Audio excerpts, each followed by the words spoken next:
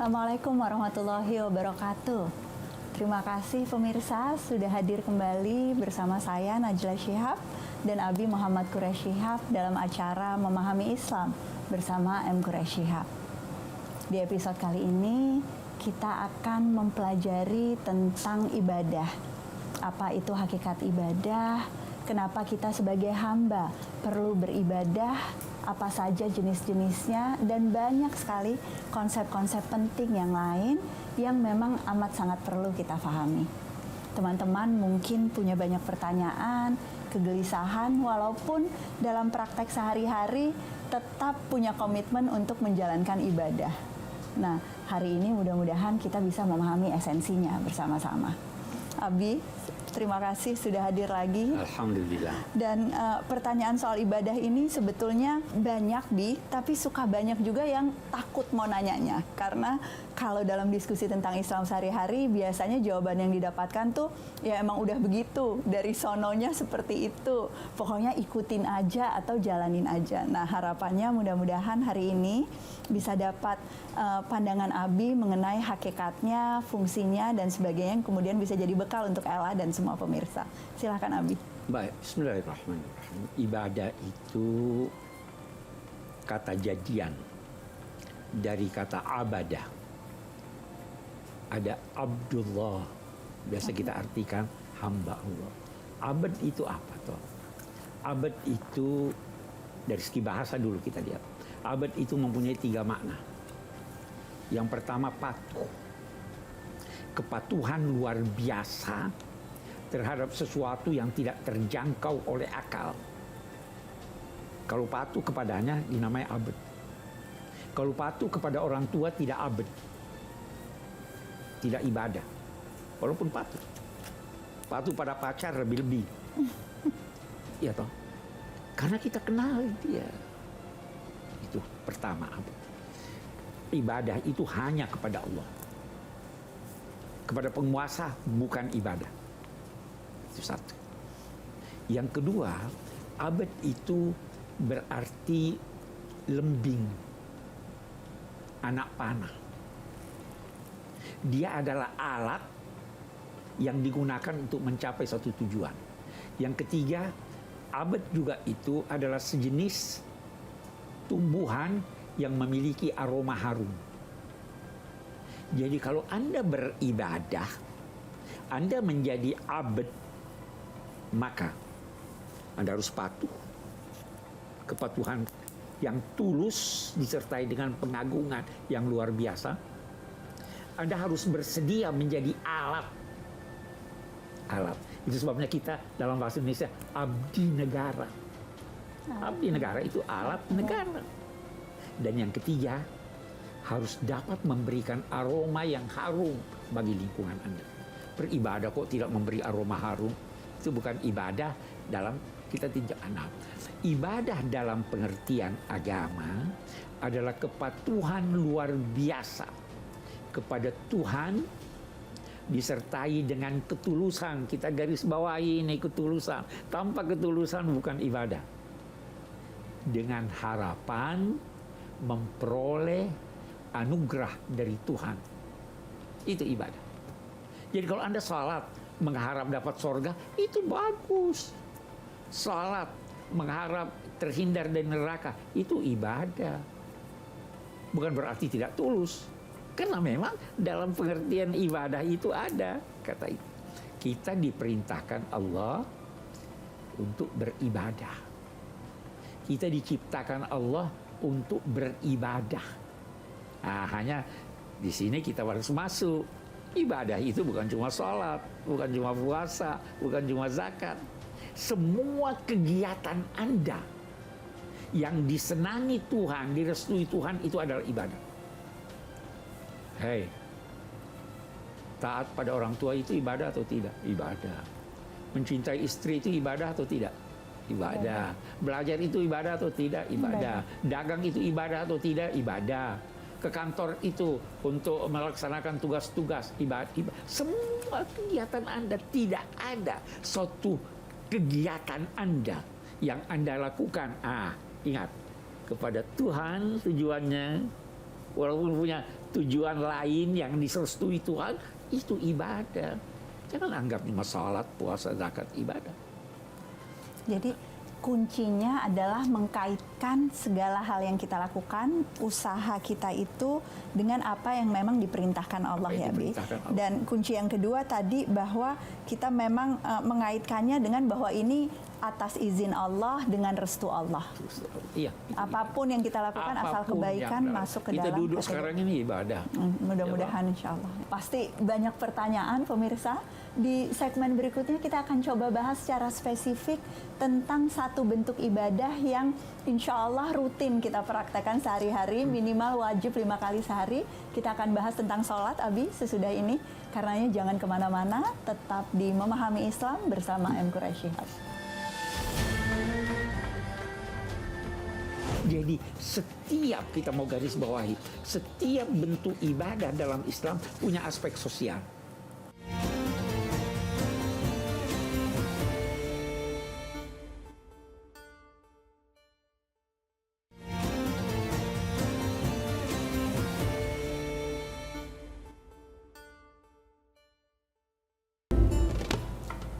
Terima kasih masih terus bergabung bersama saya dan Abi Muhammad Quraish Shihab di acara Memahami Islam bersama M. Quraish Shihab. Dan kita masih membahas mengenai ibadah. Hakikatnya apa, jenisnya seperti apa, fungsinya sudah kita bahas tadi. Dan di segmen kali ini kita akan membahas mengenai sholat. Masih banyak di antara kita yang salah dalam memahami perintah sholat. Dan masih banyak juga, Abi, mungkin yang melihat sholat itu semata-mata sebagai kewajiban, belum sebagai kebutuhan yang memang perlu kita lakukan setiap hari. Boleh, Abi, diuraikan tentang sholat, gunanya apa, sebetulnya esensinya apa, Bi, dari sholat? Yang pertama dulu, sholat itu artinya doa. Doa itu adalah permohonan dari yang rendah kepada yang tinggi. Jadi sholat itu adalah permohonan dari manusia kepada Tuhan. Kita garis bawahi dulu. Kalau bermohon itu harus tulus atau tidak? Harus hormat atau tidak? Boleh main-main atau tidak? Orang bermohon kok. Karena itu dalam konteks substansi sholat, kita mau lihat. Fawailun lil musallin alladzina hum an salatihim sahun. Celakalah orang yang sholat yang melupakan substansi sholatnya. Apa substansi salat itu? Wailul lil musallin alladzina hum an salatihim sahun alladzina hum yura'una wa yamna'unal ma'un. Yang tidak tulus. Yang ingin mencari muka. Orang kok minta mau cari muka sama orang lain. Nah, dan yang kedua, menghalangi memberi bantuan. Anda kalau salat minta kepada Tuhan, Anda kok minta mengharapkan mendapat sesuatu dari Tuhan, kalau ada orang lain minta kok Anda tidak kasih? Jadi setiap kita mau garis bawahi, setiap bentuk ibadah dalam Islam punya aspek sosial. Jangan berkata itu sholat itu hanya antara saya dengan Tuhan. Dan bagus tadi Ella katakan apa? Kebutuhan. Sholat itu kita butuhkan. Ada seorang pakar psikologi dari Amerika, William James. William James itu berkata, manusia akan terus salat selama tabiat kemanusiaannya belum berubah dalam hal cemas dan harap. Kalau Anda cemas, tidak ada lagi tempat Anda untuk meminta. Kemana larinya? Ke atas. Kalau Anda mengharap, tidak ada lagi yang dapat memberikan harapan Anda. Kemana Anda pergi? Karena itu dia katakan, Anda bisa masuk ke suatu masyarakat. Tidak ada pasar, tidak ada bioskop. Tetapi tidak mungkin ada masyarakat yang tidak ada tempat untuk bermohon pada Tuhan. Jadi sholat itu kebutuhan, bukan sekedar kewajiban. Itu esensinya ya, Bi. Kalau kita diminta untuk menjalankannya dengan sempurna, ya. Itu maknanya apa, Bi? Apakah hanya sekedar rukunnya terpenuhi, syaratnya itu wudunya baik, atau apakah ada makna lain di balik itu? Satu hal dulu kita lihat. Salat itu salah satu unsur pokoknya adalah penghormatan pada Tuhan. Dan kita lihat di dalam salat segala bentuk penghormatan yang dikenal oleh umat manusia ada di dalam salat. Bagaimana Anda hormat? Berdiri, angkat tangan, ruku, kan hormat itu, sujud, mengucapkan kalimat-kalimat pujian dan sebagainya. Tidak ada satu cara penghormatan yang dikenal oleh umat manusia sejak dulu sampai sekarang yang tidak ada dalam di dalam sholat. semua kegiatan sholat. Dan lagi-lagi sholat itu adalah salah satu cara yang sebetulnya bukan sekedar kewajiban, tapi apa yang kita butuhkan gitu ya, Bi, untuk menjaga perilaku Menjaga sehari-hari. perilaku kita. Itu sebabnya Al-Quran berkata, Innas salata tanha anil fahsya'i wal munkar. Salat itu menghalangi seseorang melakukan. Kenapa? Karena Anda selalu ingat Tuhan. Begitu melakukan kesalahan, oh saya salah, ingat Tuhan, tobat. Oh mau melakukan kesalahan, ingat Tuhan. Jadi hidup ini bukan cuma salat, bukan cuma ibadah ritual. Kita disuruh waladzi ansya'akum minal ardi wasta'amarakum fiha. Allah yang menciptakan kamu dari bumi, tanah bumi ini, dan menyuruh kamu memakmurkannya. Kamu itu khalifah, bertugas membangun bumi ini, mengantar semua yang ada di bumi ini menuju tujuan ciptaannya. Pelihara laut, pelihara sungai, pelihara udara dan sebagainya. Itu ibadah dalam pengertian umum. Itu hakikat ibadah, dan dari situ sesungguhnya kita bisa melihat apakah ibadah kita yang seolah-olah gitu ya hanya kepada Allah dalam bentuk sholat itu sebetulnya betul-betul berdampak tadi ya, punya aspek sosial dan mendukung fungsi kita dalam menjadi khalifah di bumi. Ella ingin elaborasi lebih jauh Bi soal itu. Jangan kemana-mana pemirsa, mari kita belajar secara lebih utuh mengenai ibadah, hakikatnya, apa substansinya sesudah jeda berikut ini.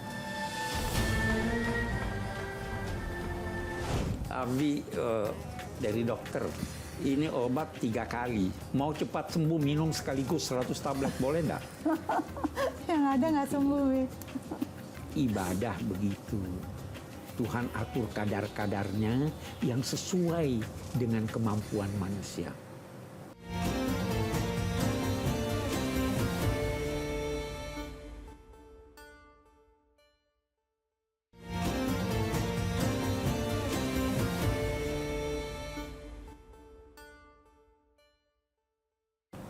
Terima kasih pemirsa, masih terus bersama saya Najla Shihab dan Abi Muhammad Quraisy Shihab di acara Memahami Islam. Dan saya paham sekali banyak yang resah mungkin tadi pada saat merefleksikan diri, dan Abi berbicara tentang pentingnya ketulusan dalam beribadah, pentingnya kita memahami substansinya dan tidak semata-mata menjalankan gerakan atau ritualnya saja. Nah, ada satu yang sepertinya gelisah, Bi. Ini yang juga sudah bertanya lewat sosial media. Assalamualaikum, Prof. Kita dalam sholat, kita dalam berdoa, itu banyak sekali tuntunan-tuntunan yang dalam bahasa Arab. Tetapi saya ini tidak mengerti atau suka bingung kalau harus dengan bahasa Arab. Jadi lebih baik yang mana ya, Prof? Menggunakan bahasa yang kita mengerti atau memang menggunakan bahasa seperti yang digunakan Nabi walaupun kita tidak mengerti apa doa yang kita baca? Kira-kira apa, Bi? Yang pertama dulu, bermohon, berdoa itu tidak selalu harus disampaikan dalam bentuk ucapan. Okay. Anda lihat orang miskin, papa duduk di jalan, dia tidak ngomong. Tapi Anda lewat, Anda merasa bahwa dia minta, Anda kasih. Di dalam Al-Quran banyak redaksi-redaksi doa. Tapi ada juga doa dari Nabi yang tidak minta. Okay.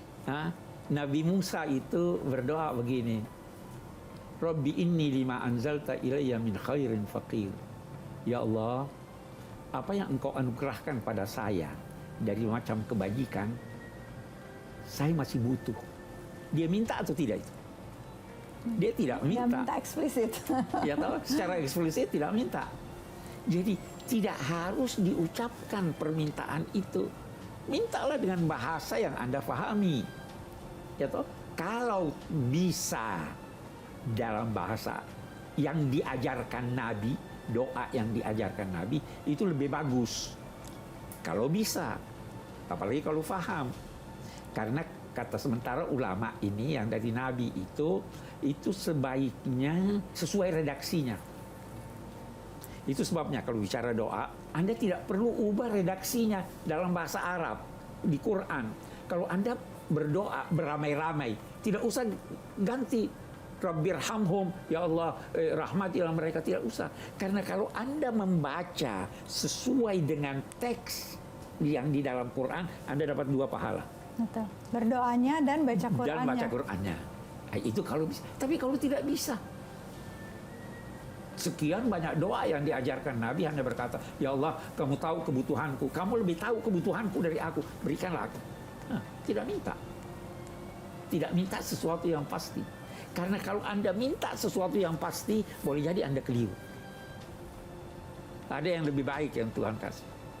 Jadi jangan khawatir, berdoalah atau tidak usah berdoa, nampakkan kebutuhan Anda kepada Tuhan. Insya Allah Allah yang Maha Pemurah akan memberikan apapun yang terbaik untuk kita. Nah, tapi tadi kata kunci yang lain, kalau bisa belajar gitu ya. Iya dong. Jadi jangan juga menganggap oh ya udah ini cara yang gampang, tapi bentuk penghormatan adalah juga dengan belajar. Ada ulama berkata, ada kata sandi. Di doa itu ada kata sandi, sehingga ada sahabat-sahabat Nabi yang diajar Nabi berdoa, dia ubah redaksinya. Nabi berkata, tidak, kamu baca seperti ini. Sesuai yang dicontohkan oleh Nabi Muhammad SAW. Oke. Terakhir Bi, soal kadar atau ketentuan. Kita nih alhamdulillah dari uraian Abi hari ini dapat gambaran substansinya apa, gunanya apa gitu ya, sehingga bisa melakukannya dengan lebih sadar gitu ya akan manfaat-manfaatnya. Tetapi kalau kemudian sekali aja deh, jangan 5 kali gitu, atau saya mau 100 kali, jangan 10 kali.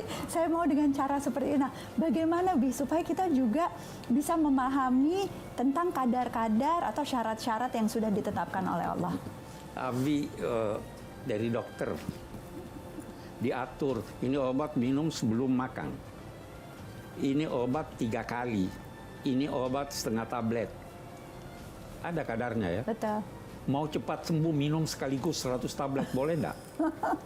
Yang ada nggak sembuh Bi. Ibadah begitu, Tuhan atur kadar-kadarnya yang sesuai dengan kemampuan manusia. Begitu juga sholat, begitu zakat. Kalau Anda mau melebihkan sesuai kemampuan dan tidak mewajibkan, oh itu oke. Dan tidak merusak diri Anda tentunya. Tapi kira begitu sebenarnya. Ya. Dan ibadah itu tadi bukan hanya sholat sebetulnya, itu bagian dari kebutuhan kita. Jadi nggak boleh pakai perantara ya Bi? Dilakukan sendiri boleh nggak? Nitip atau diwakili oleh yang lain? Ada beberapa.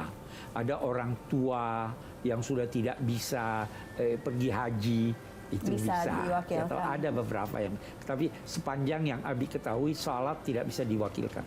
Haji itu, zakat karena yang pemilik harta harus mengeluarkan sendiri. Dan pun kita meminta diwakilkan dalam kondisi kesehatan tertentu, usia tertentu, tetap saja ada ibadah-ibadah lain yang gitu ya, yang tetap harus kita lakukan. Betul. Demikian pemirsa, terima kasih sudah menyaksikan. Mudah-mudahan apa yang Anda saksikan menjadi tuntunan yang bermanfaat. Wabillahi taufiq wal hidayah. Wassalamualaikum warahmatullahi wabarakatuh.